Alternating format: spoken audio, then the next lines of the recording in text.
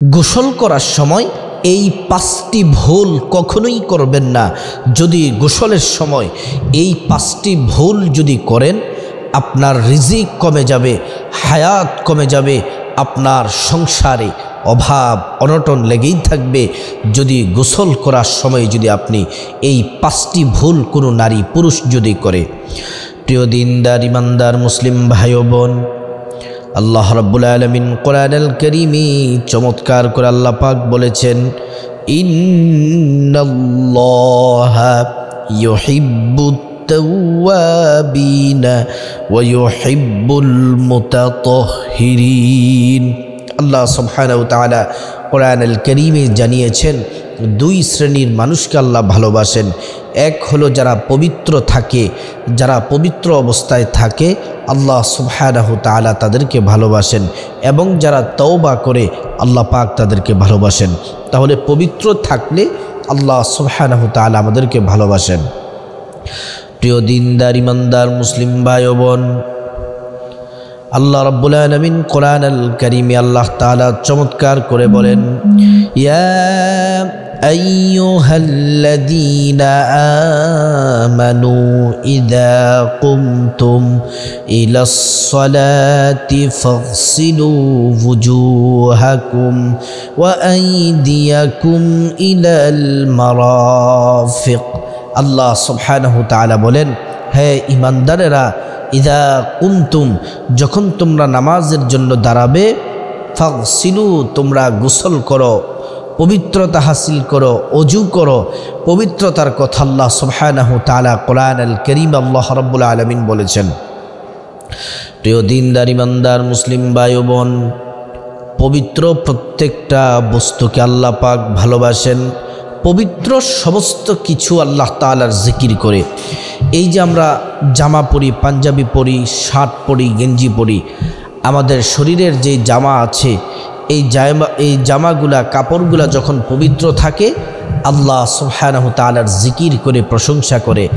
আর যখন আমাদের জামা কাপড় অপবিত্র থাকে তখন জিকির করা বন্ধ করে দেয়।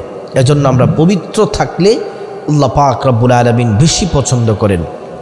প্রিয় দিনদার ইমানদার মুসলিম ভাই ও বোন, আল্লাহর রাসূল সাল্লাল্লাহু আলাইহি ওয়াসাল্লামকে আল্লাহ পাক ডেকে ডেকে বলেন, কুবাবাসীদের প্রশংসা আল্লাহ তাআলা কোরআনের মধ্যে করেছেন।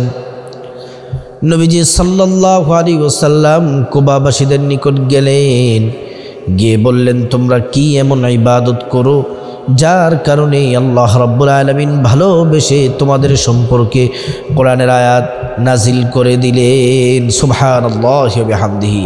তখন কুবাবাসী বললেন, ইয়া রাসূলুল্লাহ, আপনি যে আমল দেন সে আমলে তো করি, আমাদের স্পেশাল আমল নাই, কিন্তু একটি স্পেশাল আমল আছে। সেটি হলো আমরা যখন প্রস্রাব করি, প্রস্রাব করার পরে আমরা ভালোভাবে পবিত্রতা অর্জন করি। আমরা কুলুব, ডিলা কুলুব ব্যবহার করি, তারপর পানিও ব্যবহার করি। ওনারা ডিলাও ব্যবহার করেন এবং আপনার পানিও ব্যবহার করেন। এজন্য আল্লাহ সুবহানাহু ওয়া তাআলা তাদেরকে ভালোবাসেন, কারণ তারা পবিত্রতাকে বেশি পছন্দ করে। প্রিয় দিনদার ইমানদার মুসলিম ভাই ও বোন, শুধুমাত্র পবিত্র জামা কাপড়, পবিত্র দেহই নয়, পবিত্র কলব যাদের আছে তাদেরকেও আল্লাহ পাক ভালোবাসেন। আল্লাহ রাব্বুল আলামিন কোরআনুল কারীমে বলেন, আল্লাযীনা আমানু ওয়া তাতমাইন্নু কুলুবুহুম বিযিকরিল্লাহ। আল্লাযীনা আমানু, হে ঈমানদারেরা, তোমরা আল্লাহ পাকের জিকির যদি করো, এই জিকিরের মাধ্যমে তোমাদের অন্তরটাকে পুত পবিত্র আল্লাহ পাক করে দেন। সুবহানাল্লাহি ওয়া বিহামদিহি। দুনিয়ার জামা কাপড় যদি ময়লা হয়ে যায়, আমরা মেডিসিন, পাউডার, সাবান দিয়ে জামা কাপড় পরিষ্কার পরিচ্ছন্ন করি। আর আমাদের বাম স্তনের 2 আঙ্গুল নিচে হচ্ছে আমাদের কলব। এই কলবটা যদি অপরিষ্কার হয়, অপরিচ্ছন্ন হয়, অর্থাৎ গুনাহ করার কারণে কলবটা কলুষিত হয়ে যায়, এই কলবটাকে পরিষ্কার করার জন্য একমাত্র মেডিসিন হলো আল্লাহ পাকের জিকির। সুবহানাল্লাহি ওয়া বিহামদিহি। প্রিয় দিনদার ইমানদার মুসলিম ভাই ও বোন, গোসল করার সময় যদি 5টি ভুল করেন তাহলে আপনার কপাল খারাপ, আপনি বিপদের মধ্যে পড়ে যাবেন। কখনোই এই 5টি ভুল করবেন না। আমরা তো প্রতিদিন তো আমরা গোসল করতে হয়, পরিষ্কার পরিচ্ছন্নের জন্য গোসল করতে হয়। প্রিয় দিনদার ইমানদার মুসলিম ভাই ও বোন, 1 নম্বরে আমরা গোসল করার সময় যে ভুল করে থাকি, গোসল করার সময় যে 1 নম্বরটি ভুল করলে আপনি বিপদে পড়ে যাবেন, অভাব অনটন লেগেই থাকবে, আপনি গরিব হয়ে যাবেন, সেটি হলো আপনি যদি গোসল করার সময় যদি আপনার ফরজ গোসল যদি হয়ে থাকে আর আপনি যদি গোসলের ফরজগুলা যদি সঠিকভাবে যদি আদায় না করেন, এটি হলো 1 নম্বর কারণ। আমরা অনেকেই বলতেই পারি না যে গোসল ফরজ গোসল কিভাবে করতে হয়। অনেক নারী পুরুষ স্বামী স্ত্রী মিলিত হওয়ার পরে গোসল করে কিন্তু ফরজ নিয়ম মেনে করে না, সেজন্য তারা পবিত্র হয় না। আর যারা অপবিত্র আল্লাহ পাক তাদেরকে পছন্দ করেন না। এজন্য প্রিয় দিনদার ইমানদার মুসলিম ভাই ও বোন, গোসলের সময় যে 5টি ভুল, এর মধ্যে 1 নম্বর ভুল যদি আপনি করে থাকেন আপনি গরিব হয়ে যাবেন। সেটি হলো আপনি যদি গোসলের ফরজ যদি আদায় না করেন। তাহলে আসুন আগে আমরা জেনে নেই গোসলের ফরজ কয়টি। গোসলের ফরজ হলো 3টি।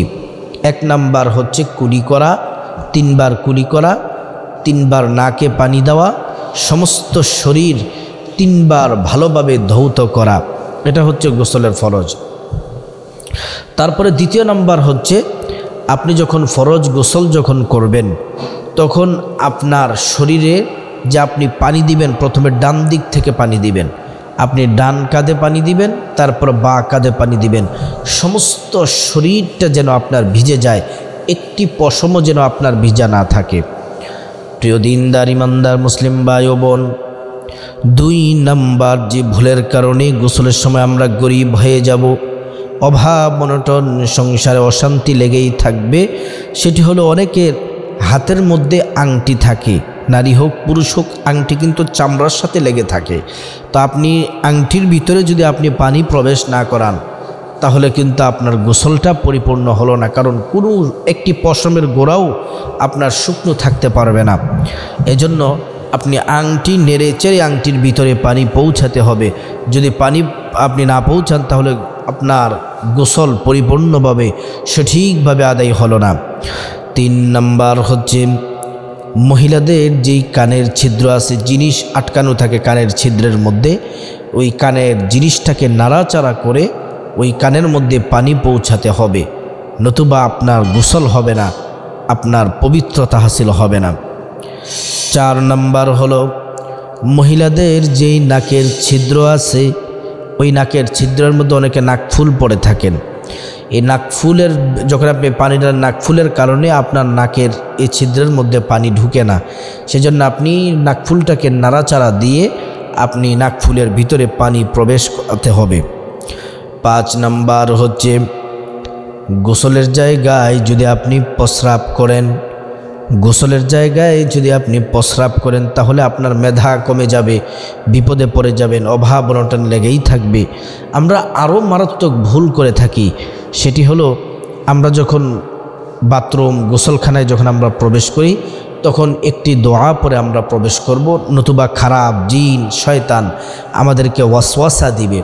তো এখন বলবেন যে যদি আলাদা গোসলখানা থাকে তাহলে আপনি দোয়া পরে প্রবেশ করেন। এখন তো বর্তমানে প্রায় আমাদের প্রত্যেকের বাড়িতেই অ্যাডজাস্ট বাথরুম টয়লেট একসাথে, তো সেজন্য আমরা এমন একটি দোয়া পড়ব যেই দোয়া পড়লে জিন থেকে শয়তান থেকে আল্লাহ তাআলা আমাদেরকে নিরাপদে রাখবেন। সেটি হলো আল্লাহুম্মা ইন্নী আউযু বিকা মিনাল খুবুসি ওয়াল খাবাইস, আল্লাহুম্মা ইন্নী আউযু বিকা মিনাল খুবুসি ওয়াল খাবাইস, এই দোয়া পড়ব।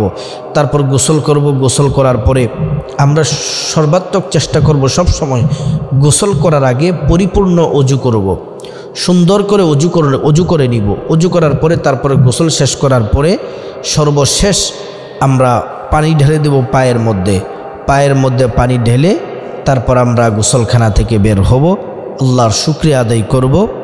যেহেতু আপনি এই গোসলের সাথে আপনি ওযু করেছেন, এজন্য আপনি গোসল শেষ হলে পশ্চিম আকাশের দিকে তাকিয়ে অথবা তাকান, আপনার ইচ্ছা তাকালেও পারেন, না তাকালেও পারেন, কালিমে শাহাদাত পড়বেন, আশহাদু আল্লা ইলাহা ইল্লাল্লাহু ওয়াহদাহু লা শারীকা লাহু ওয়া আশহাদু আন্না মুহাম্মাদান আবদুহু ওয়া রাসূলুহু। এটি বললে কি হবে? আল্লাহ সুবহানাহু ওয়া তাআলা জান্নাতের গেইটের ফিরিস্তাদেরকে ডেকে ডেকে বলবেন, জান্নাতের ফিরিস্তারা সমস্ত দরজাগুলা খুলে দাও, যে দরজা দিয়ে আমার বান্দারা আমার জান্নাতে প্রবেশ করতে মন চাইবে সে দরজা দিয়ে আমার জান্নাতে প্রবেশ করার সুযোগ করে দাও। সুবহানাল্লাহি ওয়া বিহামদি। এজন্য প্রিয় দিনদার ইমানদার মুসলিম ভাই ও বোন, আমাদের জীবনে পবিত্রতা হাসিল করার জন্য যেই কয়টি মাধ্যম আছে তার মধ্যে গোসল হচ্ছে শ্রেষ্ঠ মাধ্যম। আমরা অপবিত্রতা থেকে পবিত্র হওয়ার জন্য গোসল করি, অজু করি, তায়াম্মুম করি, এই সকল বিষয়গুলা করে আমরা পবিত্রতা হাসিল হই। আমরা পবিত্রতা হাসিল হই কেন? আল্লাহ পবিত্রতাকে ভালোবাসেন এবং পবিত্রতা ছাড়া ইবাদত বন্দেগী কবুল হয় না। সেজন্য আমরা সবাই আল্লাহকে ভয় করে সবসময় পবিত্র থাকার চেষ্টা করব, অজু রাখার চেষ্টা করব। তাহলে আমাদের সংসার থেকে অভাব অনটন সব চলে যাবে, আল্লাহ তাআলা রাজি খুশি থাকবেন। আল্লাহ সুবহানাহু ওয়া তাআলা আমাদের সবাইকে বোঝার আমল করার তৌফিক দান করুন।